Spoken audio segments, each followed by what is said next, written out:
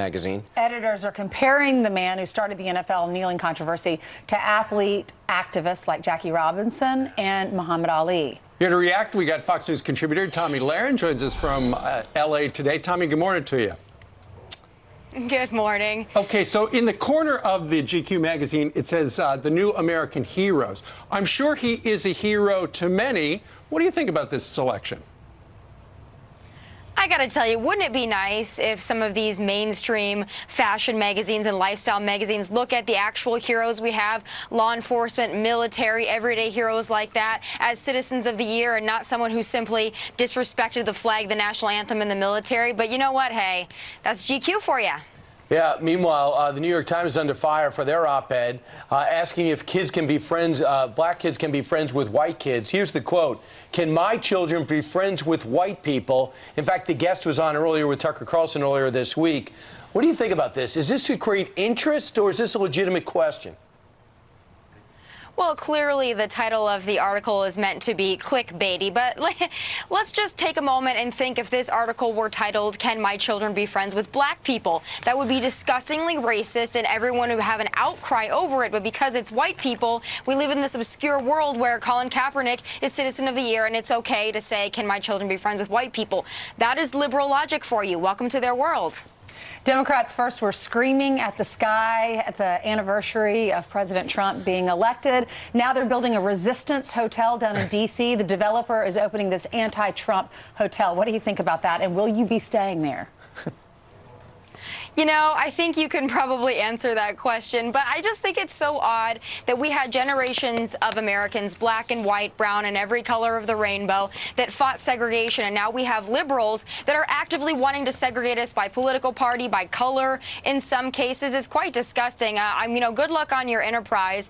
And also, I would like to note that it's the free marketplace and capitalism that allows someone like this to open up a hotel, but they probably don't understand that because of the leftist world in which they live. They counter it by saying that the Trump Tower has the Trump Hotel has turned into a pro-Trump hotel, but that wasn't the intention.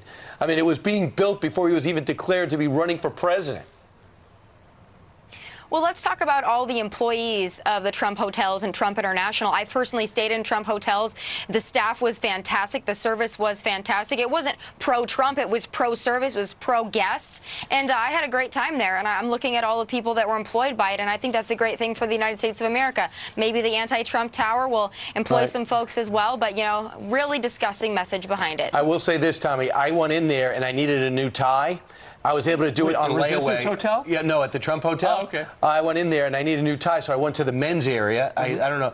And I basically couldn't pay for it all at once. I said, what if I just give you a down payment? How much was it? It was an expensive tie. I mean, I needed financing, but to walk out with this tie as my own. Really? A Trump tie? It's a very luxurious. Who knew? Yeah. Oh, all right. I think they made it from scratch. They had their own loom. There you go. Well, Tomi, thank you very much for joining us today from Los Angeles. We covered a lot of territory today. Have a great week. We'll see you next week. Thank you. Great to see you. You as well. I'm looking forward to seeing that tie, Brian, soon. Exactly. You'll see it. Better look like money. He can pick it up. He can pick it up in December. Yes, absolutely. Was it a Trump brand tie? No.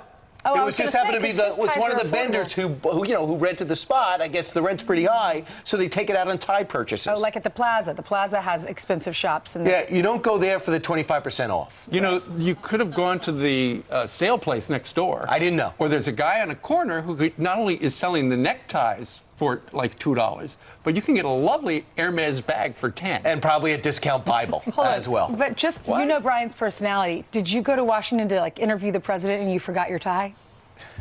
I forget a few things when I travel, okay? 2 minutes before the bottom of the hour, Texas Congressman John Radcliffe questioned Attorney General Jeff Sessions about a special counsel for the Clintons. Did he like the answers? Well, we asked for his picture because he's going to be on soon. Then a school bus driver hailed a hero after saving students from a fiery crash. Okay, we got to exit the bus. Bus is on fire. It's fire. Get up, get up, get up, get up.